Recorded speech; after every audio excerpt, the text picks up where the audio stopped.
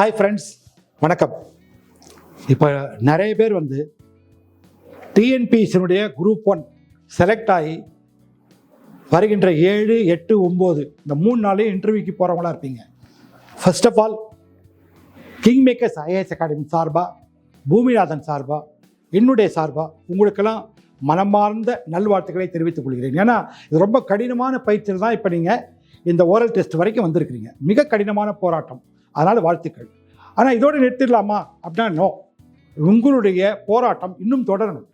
இந்த 3 நாட்களில் நீங்கள் இன்டர்வியூக்கு போகும்போது எப்படி தயார் பண்ணிட்டு போகணும்? அது ஓரல் டெஸ்ட்டுன்னு சொன்னாலும் இன்டர்வியூ சொன்னாலும் ஒரு தயாரிப்பு இல்லாமல் நிச்சயமாக போக முடியாது. என்ன ஏரியாவில் நீங்கள் தயார் பண்ணிக்கணும் அப்படின்னு பார்த்தீங்கன்னா, முதல்ல உங்களை பற்றி ஒரு நல்ல அறிமுகம் சொல்லணும். அதை நீங்கள் கொஞ்சம் எழுதி பழகணும். அப்போ உங்கள் அறிமுகம் சொல்லும்போது நீங்கள் என்ன படித்த கல்லூரி, நீங்கள் படித்த கோர்ஸு, அதுக்கப்புறம் நீங்கள் எங்கேயா வேலை பார்க்குறீங்கன்னா வேலை பார்க்குறது, உங்கள் ஃபாதர் மதர் இவங்க ஒர்க் பண்ணுறது, அப்புறம் உங்களுடைய சிப்ளிங் உடன் பிறந்தவர்கள் என்ன பண்ணுறாங்க அப்படிங்கிறது ஒரு சின்ன சுருக்கமாக சொல்லணும். அதுக்காக பெருசாக சொல்லக்கூடாது.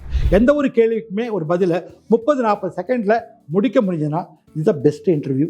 Don't try to give a lecture. அவங்க யாரும் உங்கள் லெக்சரை விரும்பலை, பதில் தான் எதிர்பார்க்குறாங்க. அடுத்தது பார்த்தீங்கன்னா, உங்களுடைய மாவட்டத்தை பற்றி கண்டிப்பான ஒரு கேள்வி இருக்கும். மாவட்டம்னா என்ன சார் சொல்லுவீங்க? வெறும் பொலிட்டிக்கல் செட்டப் சொல்லணுமா, அட்மினிஸ்ட்ரேட்டிவ் செட்டப் சொல்லணுமா அப்படின்னா, ஒரு பொலிட்டிக்கல் ஹிஸ்ட்ரி இருக்கும் மாவட்டத்துக்கு, கல்ச்சுரல் ஹிஸ்ட்ரி இருக்கும், ஒரு இண்டஸ்ட்ரியல் டெவலப்மெண்ட் எல்லாம் இங்கே இருக்கும். உங்கள் மாவட்டத்தினுடைய ஸ்பெஷாலிட்டி ரிலேட்டிங் டு அக்ரிகல்ச்சர் இருக்கும்.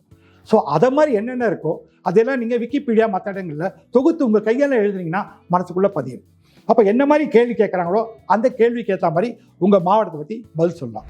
ஃபார் எக்ஸாம்பிள், நீங்கள் கடலூர் மாவட்டம் அப்படின்னா அந்த மாவட்டத்தில் இருக்கின்ற என்னென்ன நதிகள், என்னென்ன ஆறுகள் ஓடுது, அது எங்கேருந்து ஆரம்பித்து எங்கே போகுது அப்படின்னு கேட்டால் அதுக்கு நீங்கள் பதில் சொல்ல தயாராக இருக்கணும்.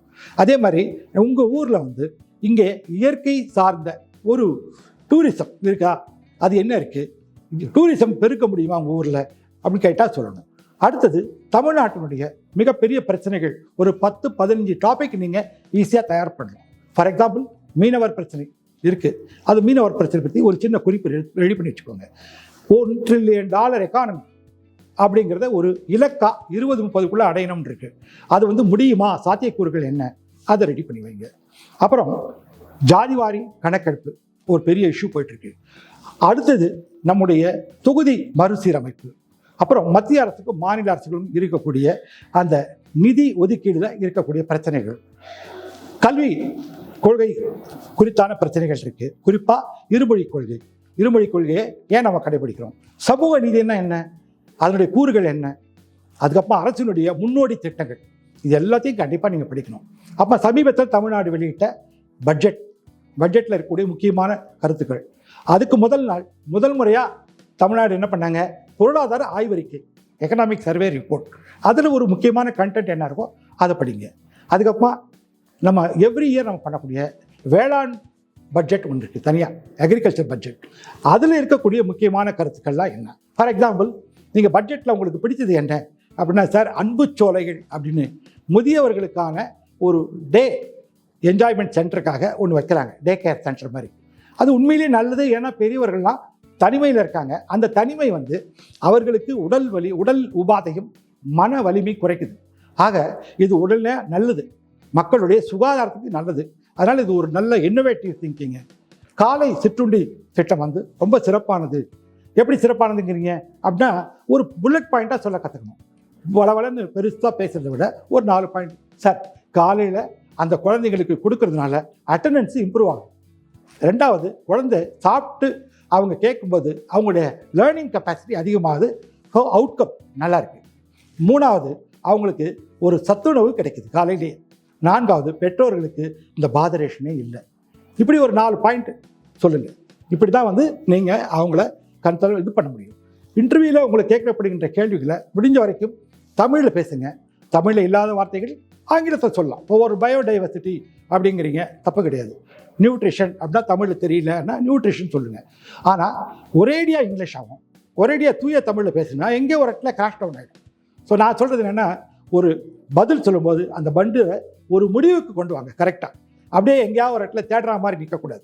அதாவது பைலட் மேலே கொண்டு போகிற ஒரு கீழே கொண்டு வரும்போது என்ன பண்ணும், சாஃப்ட் லேண்டிங் பண்ணும். அதுதான் நல்ல பைலட்டு.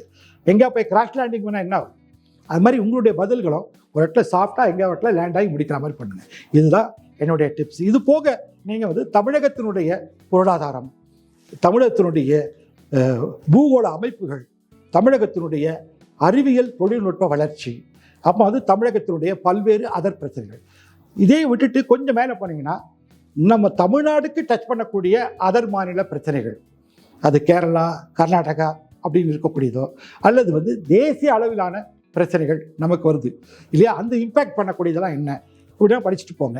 இப்படி தான் கேள்விகள் கேட்பாங்க. கேள்விகளில் நேரடி கேள்விகளை நேரடியாக பதில் சொல்லுங்கள். ஃபேக்டாகவே சொல்லுங்கள். யுவர் டேக், உங்கள் ஒப்பீனியன் என்ன அப்படின்னா அதுக்குரிய ஒப்பீனியனை சொல்லுங்கள். ஒரே பாயிண்ட் தெரிஞ்சுக்கிட்டு அந்த பாயிண்ட்டையே இப்படியும் அப்படியும் மாற்றி மாற்றி பேசுறது எப்போதுமே இந்த டிஎன்பிஎஸ்சியில் இன்டர்வியூ போகிறவங்க பண்ணக்கூடிய ஒரு பெரிய தவறு. ஆக உங்களுக்கு வந்து எவ்வளோ ஸ்லாப் இருக்குன்னு தெரியும். 100க்கு 75 மார்க்கு. ஸோ 75 மார்க்கு நீங்கள் வாங்கிட்டு வெளியில் வரும்போது that the best thing you are doing in your life time. ஆக உங்களுடைய கனவு ஒரு டெப்டி கலெக்டர் ஆகணும், ஒரு டிஎஸ்பி ஆகணும், அப்படி தான் இருக்கும், தப்பு கிடையாது. அந்த கனவுக்கு ஏற்ற ஒரு வேலைகளை, தயாரிப்புகளை, முன்னெடுப்புகளை நீங்கள் பண்ணுறீங்களா அப்படிங்கிறத உங்களை தூண்டுறது தான் இந்த வீடியோவுடைய நோக்கம். நீங்கள் அதை கண்டிப்பாக பண்ணுவீங்கன்னு எதிர்பார்க்குறேன். யார் யார் போகிறீங்களோ உங்கள் அனைவருக்கும் எங்களுடைய மனமார்ந்த வாழ்த்துக்கள்.